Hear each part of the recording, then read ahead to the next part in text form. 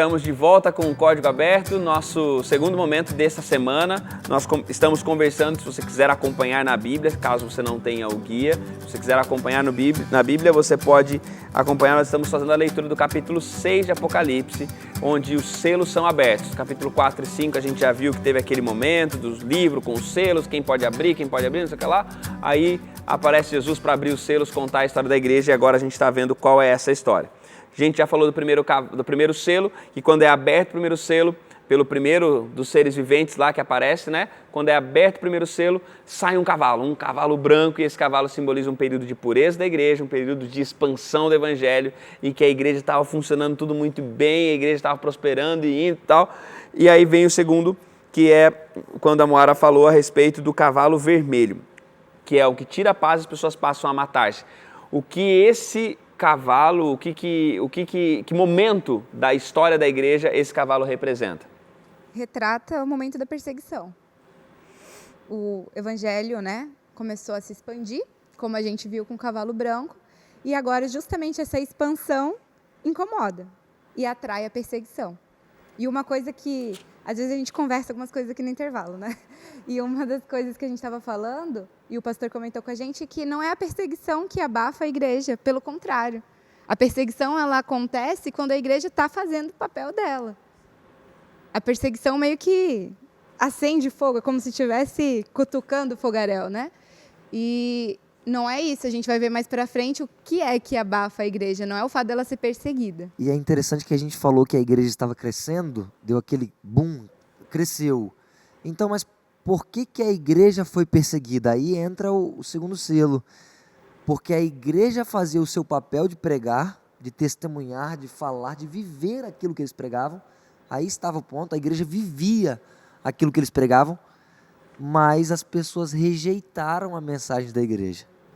Então aí, quando você vive aquilo que você prega e as pessoas rejeitam isso, há uma repressão, há uma perseguição. Então, o cavalo vermelho simboliza isso.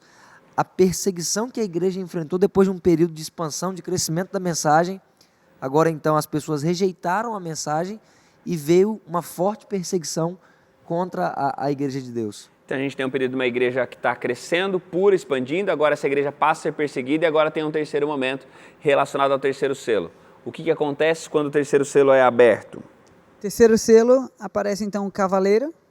Esse cavalo é preto, em contraste com o branco, né, que foi o primeiro que falava de paz, de vitória. Aqui está tratando de derrota, né, de corrupção da fé, e ele está segurando uma balança. Então a gente vê que antes eles estavam usando artefatos de guerra, e agora eles estão usando uma balança, estão negociando, certo? E isso é uma coisa muito perigosa, porque além de espelhar aquele período em que a igreja começou a negociar seus princípios junto com o Estado, né, ela se desvia do plano de Deus para a igreja, porque ele sabe que a gente está no grande conflito. Ele sabe que que é o bem contra o mal. E quando o bem contra o mal começa a tentar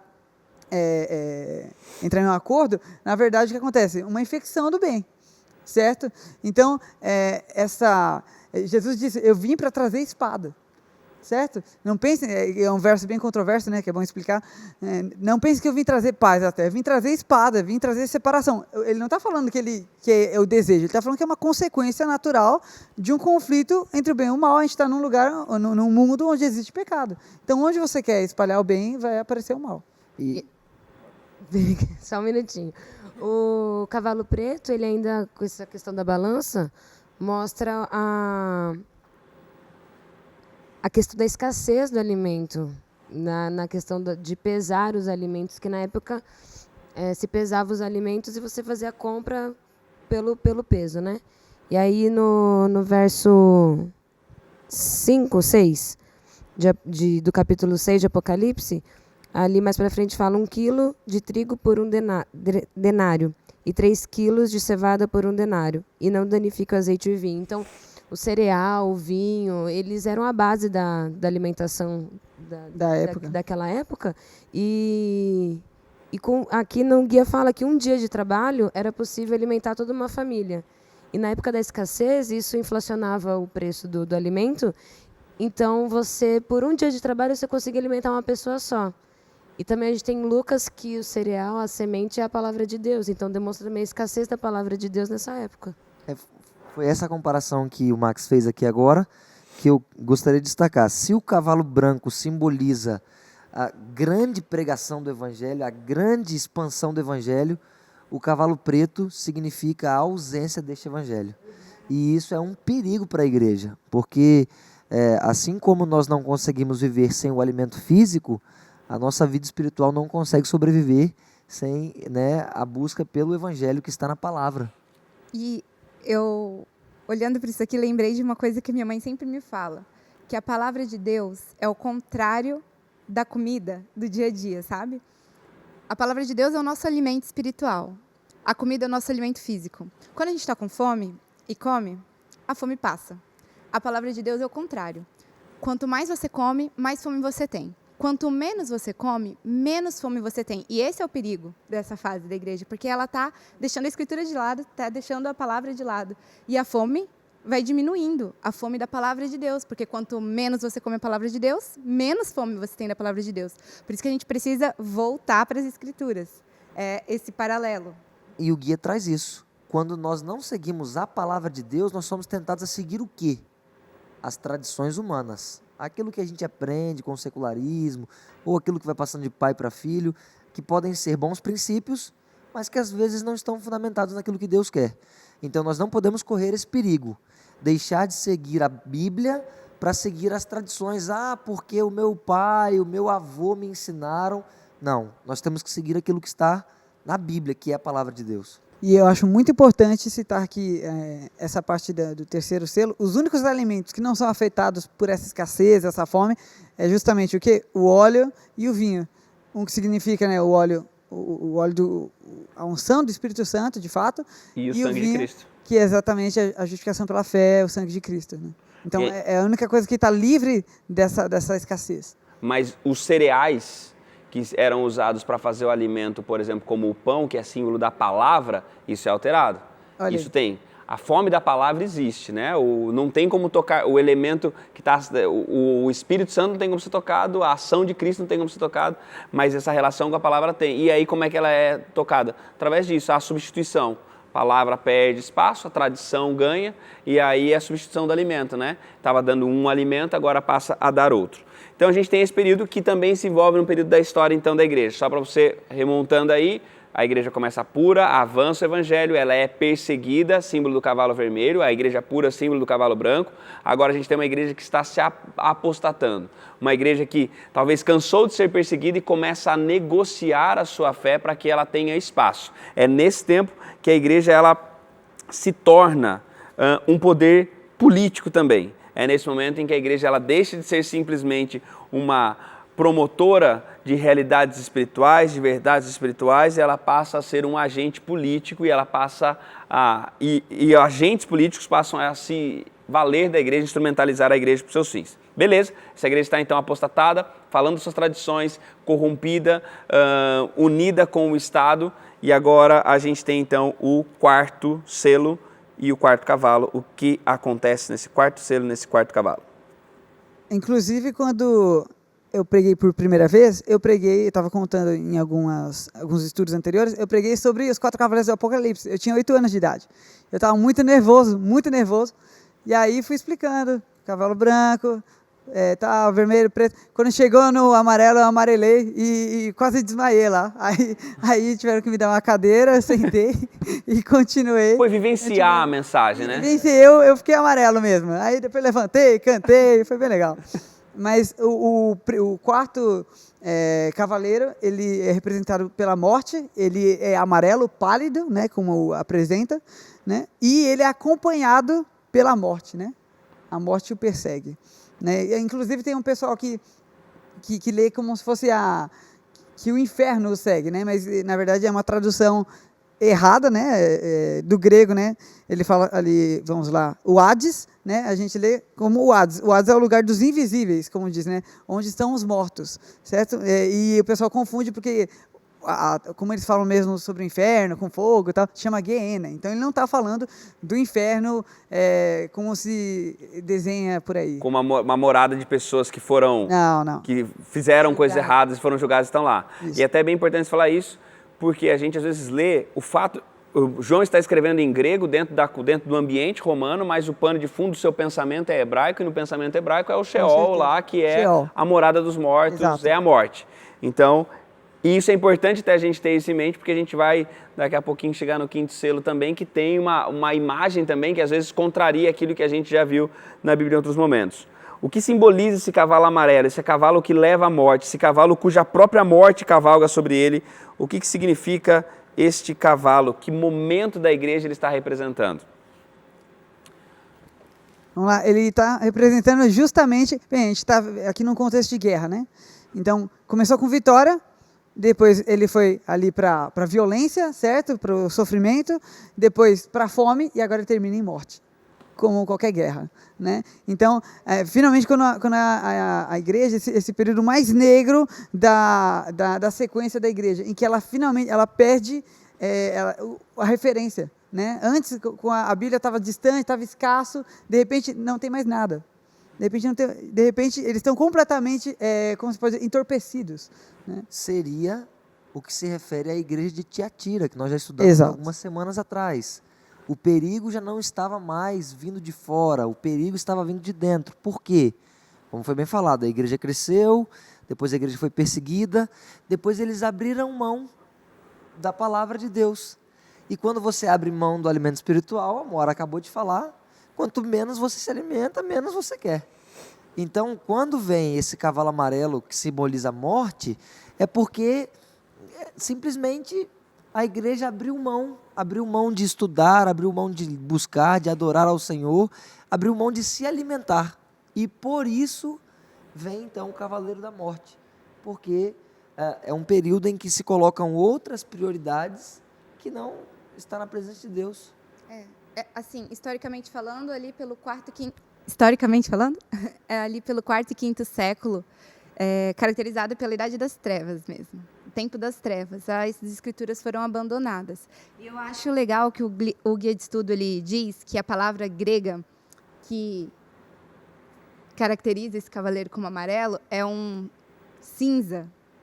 Ele diz um cinza Uma pálido, palidez. que significa a cor de um corpo em estado de putrefação. Como fala? Putrefação. Putrefação. Imagina, é um corpo amarelado de podre. O cheiro é horrível. O símbolo é que a igreja está morta. A igreja morreu. E você descrevendo dessa maneira? Fala, Jéssica, antes de eu Só ia complementar complementar que, embora estamos nesse período das trevas, foi dada autoridade somente a uma parte, né? Uma parte ali para se tomar isso. E, além disso, fala que Jesus tem a chave, né? E quando você pensa em uma pessoa que tem a chave ela tem poder, né? A pessoa que tem a chave de uma casa, a chave de um carro, ela tem poder sobre aquilo. Então, quando fala que ele tem as chaves do inferno e da morte, é porque ele é soberano, ele é poderoso em cima disso também. Nem a morte tem domínio, não cai em descontrole. Se foi dada a autoridade, é porque a autoridade não está nele. Então, Deus permite, porque isso é uma consequência do pecado e é para a igreja também acordar. Faz parte da história. Exatamente, mas nunca foi, mas Deus está no controle de tudo isso. Deus, ele impõe os limites. Eu fico imaginando um corpo em decomposição, né? Apodrecendo.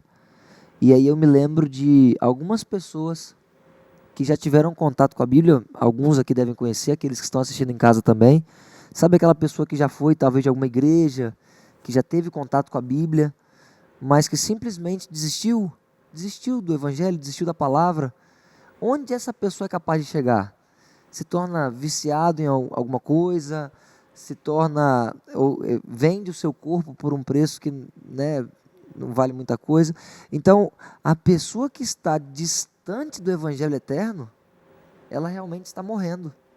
Ela está morrendo, mesmo que ela esteja vivendo uma aparente felicidade neste mundo, mas ela está como esse cavaleiro, que ela está apodrecendo no pecado. E eu acho interessante uma coisa que não dá para perder de vista nessa mudança, é que a igreja aqui, em todo o tempo, ela é protagonista. Ela está pura, ela está sendo perseguida, depois ela está se corrompendo e aqui ela está causando morte. Ela não é apenas uma igreja que morreu, ela é a igreja que mata. Nossa. Ela é a igreja que oprime. E é nesse contexto que surge o quinto selo. O quinto selo surge por quê? Porque a igreja, isso é terrível de se pensar, a mesma igreja que foi cavalgada por Cristo, agora é cavalgada por morte. E agora essa igreja que vai construindo esse cenário, essa igreja que leva à morte, que oprime, porque ela conquistou poder, né? E poder cega, né? Conquistou poder, ela começa agora a definir essa igreja que está gerando morte, ela começa a matar aqueles que ainda continuam cavalgando com o cavalo branco, aqueles que ainda são brancos, aqueles que ainda são puros. E aí chega então o quinto selo. Só para você entender então a história, a igreja foi pura, perseguida, negociou sua fé, passou a dar espaço para as tradições humanas ao invés da palavra de Deus e agora ela se torna um agente opressor. Posso comentar sobre o quarto selo?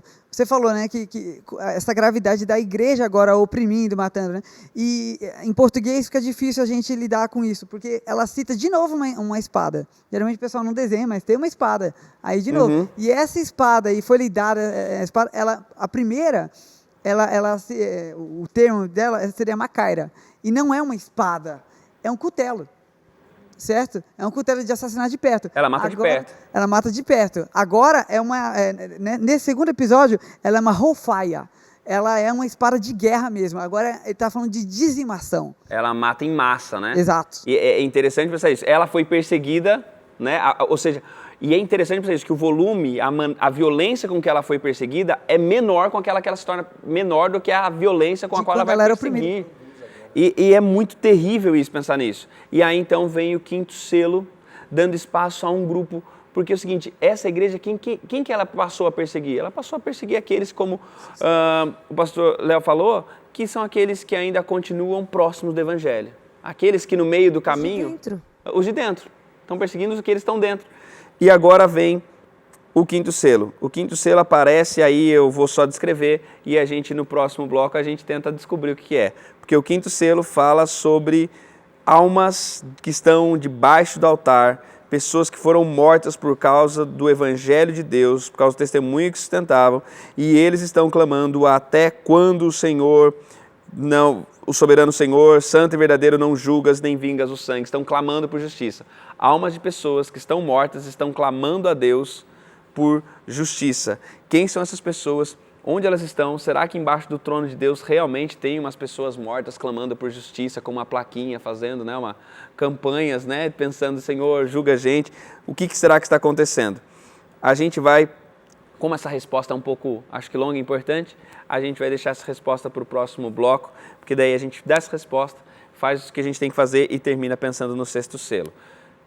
Daqui a pouquinho o Código Aberto volta então para a gente encerrar a nossa conversa sobre os selos do Apocalipse.